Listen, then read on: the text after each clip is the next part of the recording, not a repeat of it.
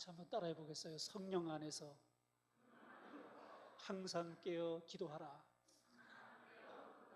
한번 전체 문장을 다 같이 한번 해보겠습니다. 시작. 성령 안에서 항상 깨어 기도하라. 아멘. 에베소서를 오늘까지 20차례에 걸쳐서 주일 낮 예배에 말씀을 전했습니다. 오늘이 이제 마지막 설교가 되겠습니다. 에베소서는 빌립보서, 골로새서, 빌레몬서와 함께 옥중서신, 그렇게 분류하는 책입니다. 이 옥중서신이라는 말은 옥중에서 써보낸 서신, 옥중에서 써보낸 편지, 그런 뜻이 됩니다. 감옥에 갇혀 있는 상태에서 추록하게 될지, 혹은 언제 내가 죽게 될지 알 수 없는 상황에 있는 사도 바울이 자신이 전도해서 세운 교회에 그 감옥 속에 있으면서 편지를 보낸 것입니다. 아마도 바울의 심정이 여러 가지로 만감이 교차하는 그런 상황이었겠다, 그렇게 생각할 수 있습니다. 특별히 에베소서를 함께 같이 공부했는데, 이 에베소 교회는 사도 바울이 세웠고 사도 요한이 사역했던 교회입니다. 이 에베소는 소아시아 지역의 최대 도시였습니다. 그리고 로마 행정의 중심 도시였습니다. 거기다가 에베소에는 어마어마한 크기의 아데미 신전이 있는 도시였고, 나중에 로마 황제를 숭배하는 제2, 제3의 신전이 크게 세워져 있는 도시가 돼서 사람들이 별명 붙여 말하기를 신전의 도시다, 이렇게 이름을 붙였던 지역이었습니다. 이 에베소는 교통이 편리하고, 그리고 편리한 교통 때문에 경제가 아주 잘 돌아가서 부자가 많고 번영한 도시가 됐습니다. 행정적으로나 정치적으로나 상업적으로나 왕성한 도시가 됐고, 그러다 보니까 에베소 지역에 세워진 교회 역시도 그 소아시아 지역 전체에 있는 여러 타 지역에 비해서 중심적인 역할을 할 수밖에 없는 그런 교회가 에베소 교회가 됐던 것입니다.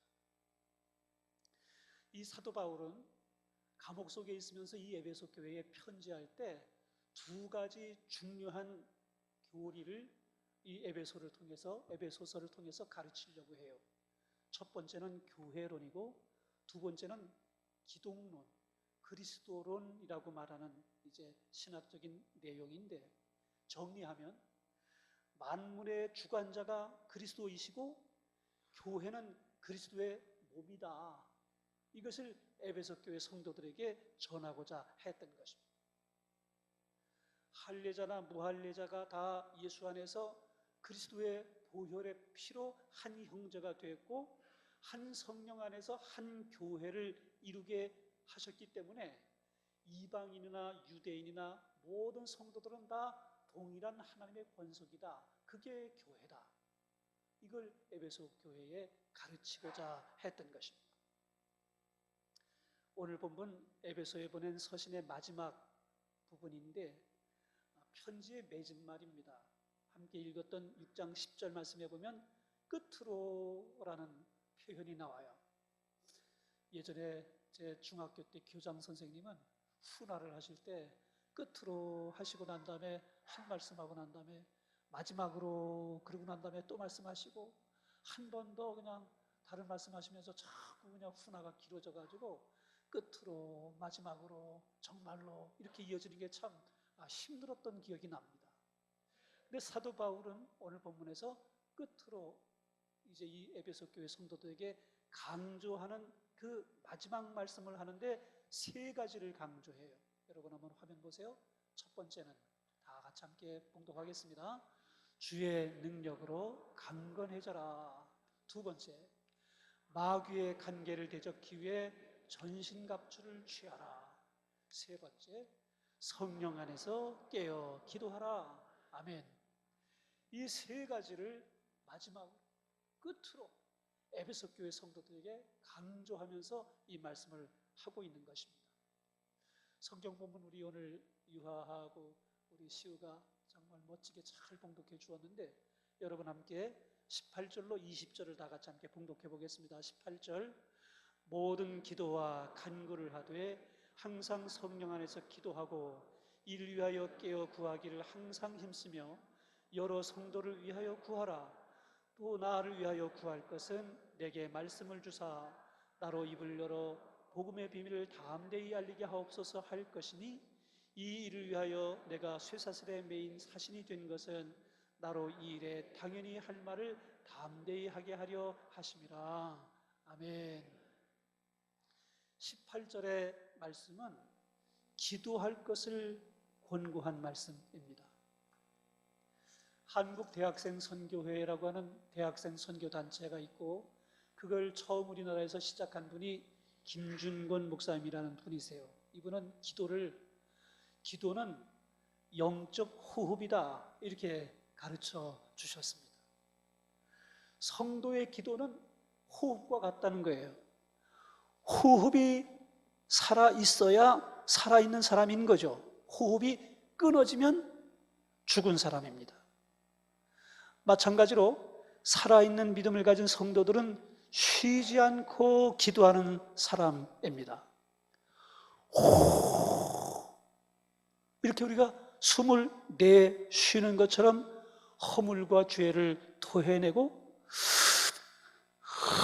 이렇게 흡 하는 그런 것처럼, 숨을 들여 마시는 것처럼 성령의 충만을 받는 것이 곧 기도다. 그래서 기도는 영적 호흡이다. 우리 김준문 목사님 그렇게 가르쳐 주셨어요.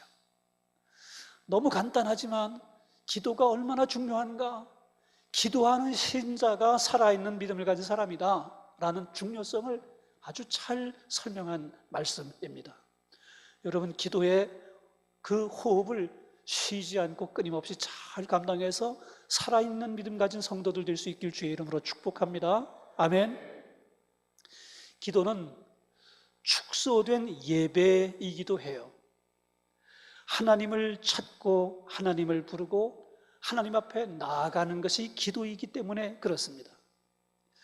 주일 예배는, 오늘 우리 경우는 조금 예배 형식을 달리해서 찬양을 많이 하고 이제 다른 순서들을 좀 간략화했지만, 대개 주일 예배는 정형화된 예배 순서가 있지요. 묵도, 찬송, 기도, 설교, 봉헌, 축도, 이렇게 6개의 기둥이 있어요. 거기다 어떤 교회는 신앙 고백과 이 교동문까지도 포함시키기도 합니다. 그렇게 모든 순서를 다양하게 다 집어넣어서 예배를 하면 좋지만, 어쩌다가 병원 같은 데 가서 이 신방 예배를 드리려 치면 예배 드릴 수 있는 분위기가 안 되는 경우가 있어요. 그런 경우에는 어떻게 해야 돼요? 다른 사람이 있거나 말거나, 그냥 치료하거나 말거나, 찬송 크게 부르고 그냥 설교 그냥 쩌렁쩌렁하게 하고, 이렇게 하면 조금 실력 없는 목사입니다. 저는 그렇게 안 합니다. 분위기 봐서 합니다.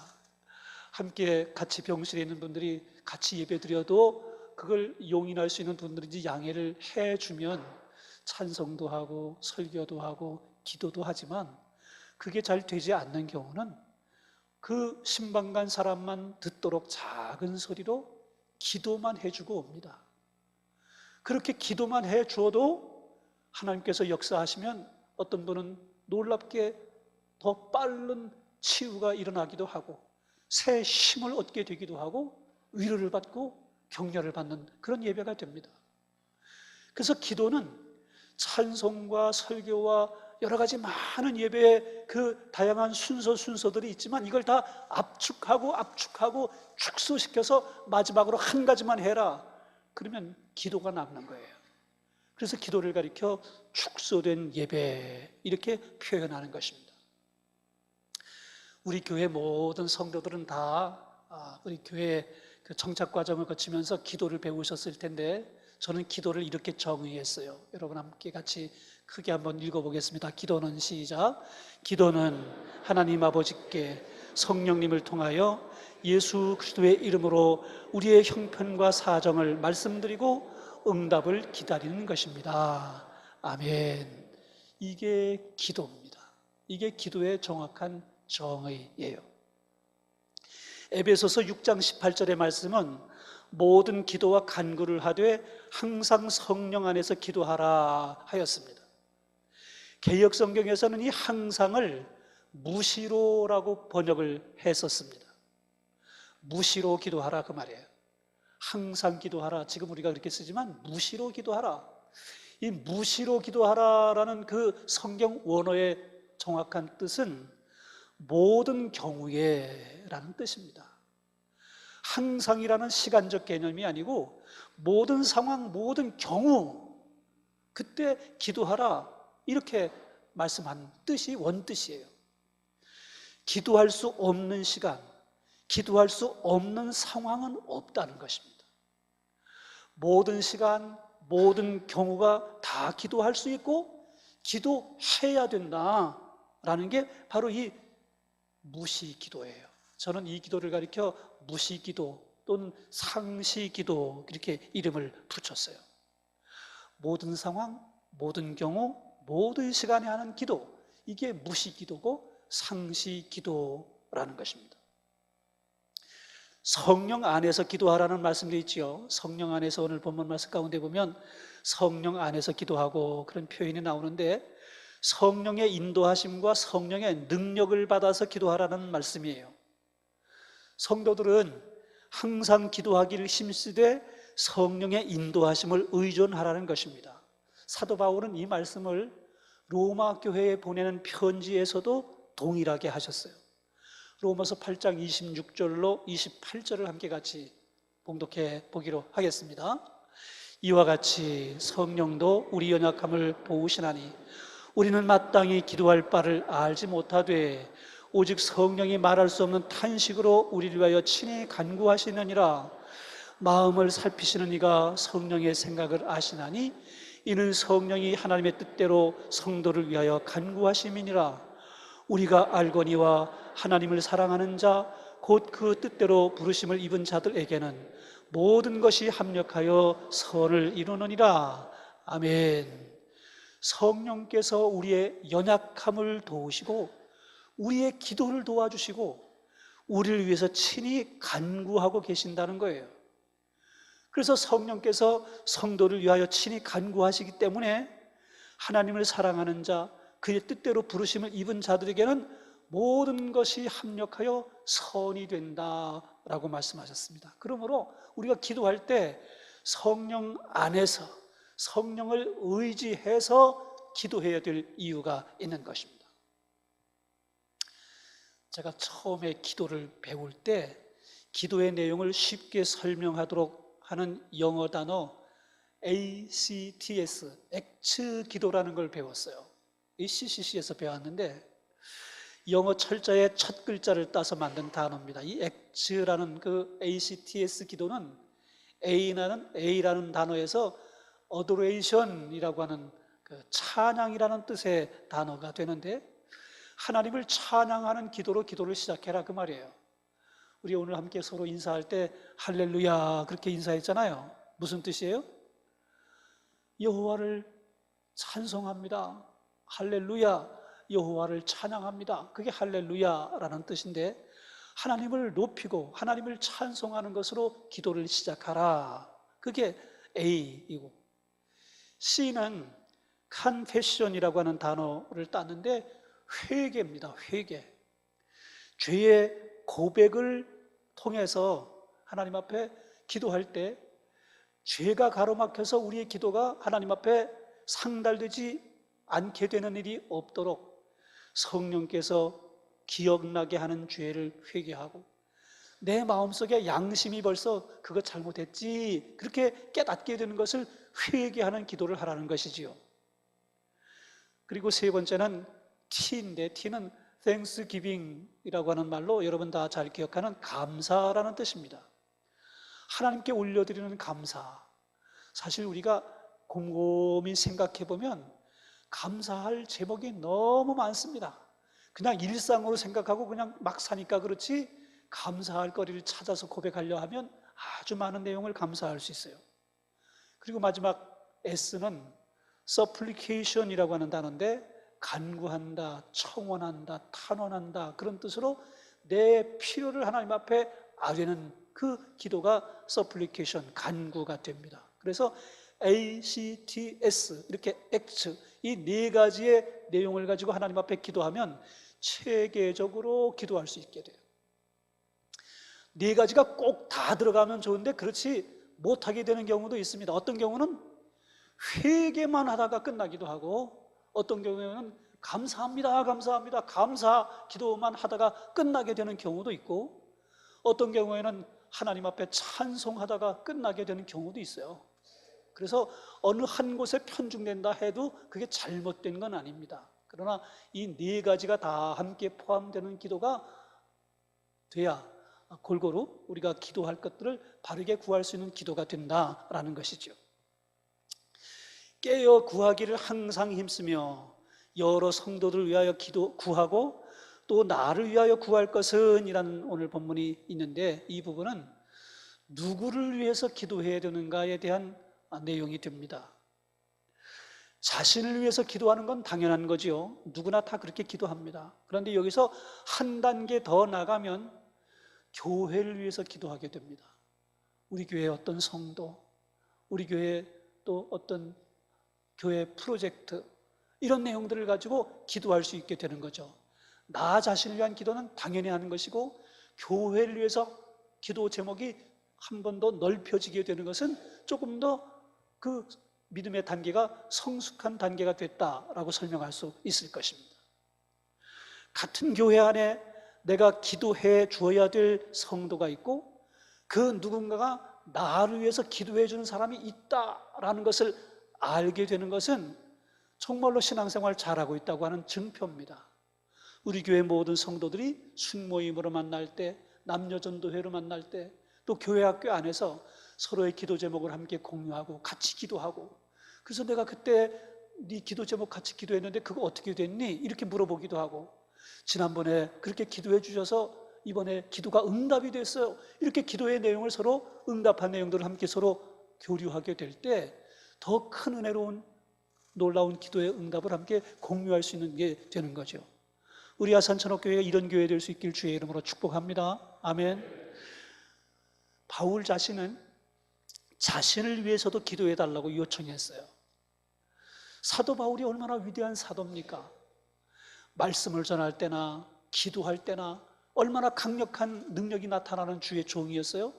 그런데도 불구하고 나를 위해서 기도해 주시오 이렇게 요청하고 있습니다. 그 나를 위한 기도의 제목이 뭐냐?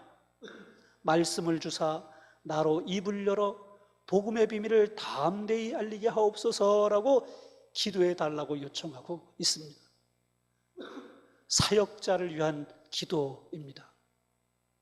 여러분, 저를 비롯해서 우리 교회에 우리 네 분 전도사님들이 계시고 또 순모임에서 순모임을 인도하는 우리 순장님들이 계십니다. 말씀을 맡은 사람들이죠. 이 사람들을 위해서 기도해야 돼요.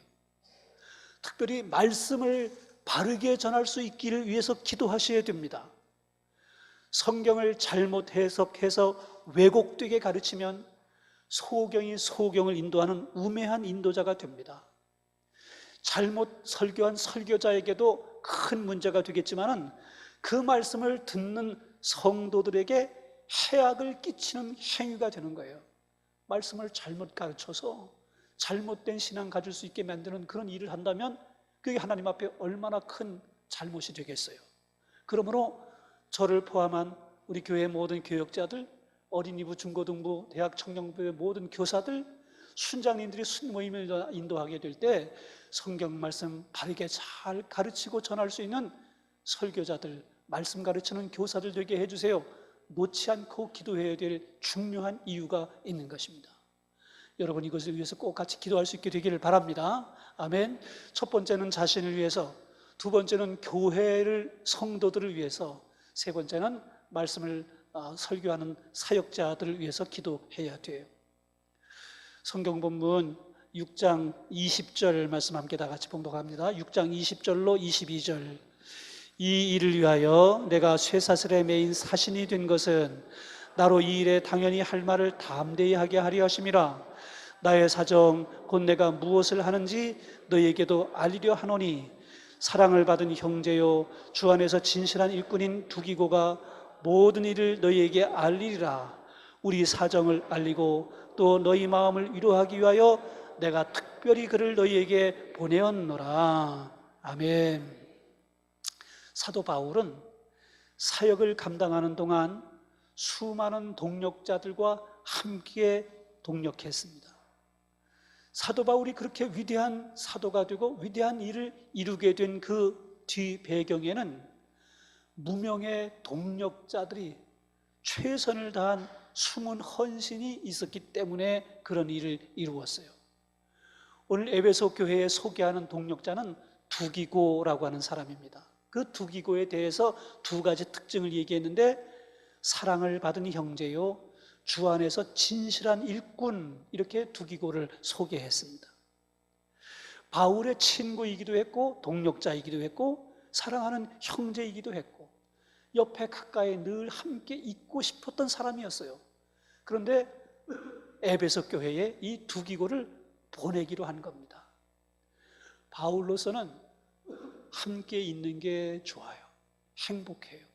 유익이 있어요. 도움이 돼요. 그런데 교회를 위해서 그를 보내기로 한 거예요. 에베소 교회를 위해서. 바울의 희생이고 에베소 교회를 위한 섬김을 감당한 것입니다. 사도 바울은 사역을 하게 될 때 세 가지 방법을 통해서 사역했어요. 첫 번째는, 함께 화면을 보겠어요? 사도 바울의 교회를 돌보는 방법 세 가지가 있었는데, 첫 번째 함께 읽겠습니다. 쉬지 않고 기도입니다. 자신이 세운 교회를 위해서 늘 쉬지 않고 기도하고 기도했어요. 두 번째 한 게 서신을 통한 돌봄이에요. 그래서 사도 바울이 그 세운 교회마다 편지를 아주 많이 보냈습니다. 그래서 로마서를 비롯해서 이제 고린도전서, 후서, 그 이하에 이 사도 바울의 서신이 그렇게 16개나 될 정도로 많이 보내게 된 것입니다. 그리고 마지막 세 번째 방법은 자신이 직접 방문하거나 다른 사람을 파송했어요. 오늘날로 말하면 신방이라고 할 수 있겠습니다. 직접 가서 대면해서 만나면 제일 좋지만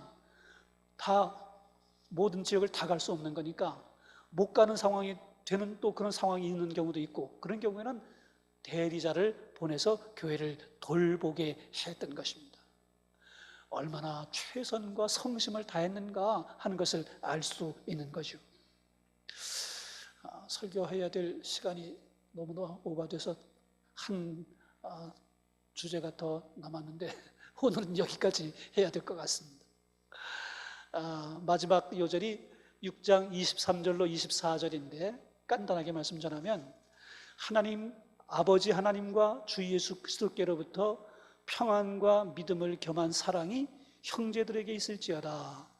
우리 주 예수 그리스도를 변함없이 사랑하는 모든 자에게 은혜가 있을지어다. 이렇게 축복하는 기도로 에베소서의 마지막을 정리했는데, 이 마지막 부분이 다른 서신서와 달리 에베소서에서는 이 축복하는 기도가 두 번 나온 거예요. 23절에도 24절에도 동일한 축도가 나왔어요.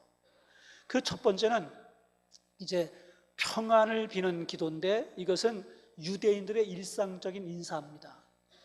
두 번째는 은혜가 있을지어다 라고 하는 이 표현은 헬라인들이 함께 나누는 통상적인 인사말이에요.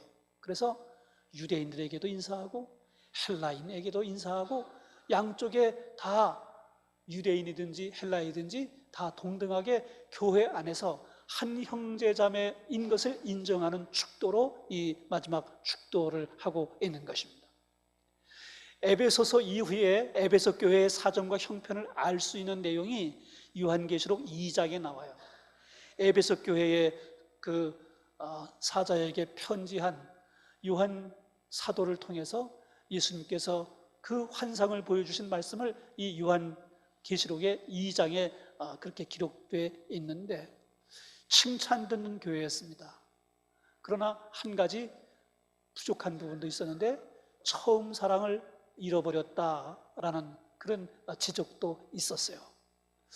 에베소서 우리가 함께 1장 1절부터 6장 24절까지 함께 주일마다 쭉 함께 공부하고 이 말씀을 마음에 새기게 되는데 더욱 하나님 앞에서 성경적인 교회관, 기독론을 잘 구비하고 평생 하나님 앞에 순전하게 신앙의 삶을 살아내는 건강한 모든 성도들 다 될 수 있길 주의 이름으로 축복합니다.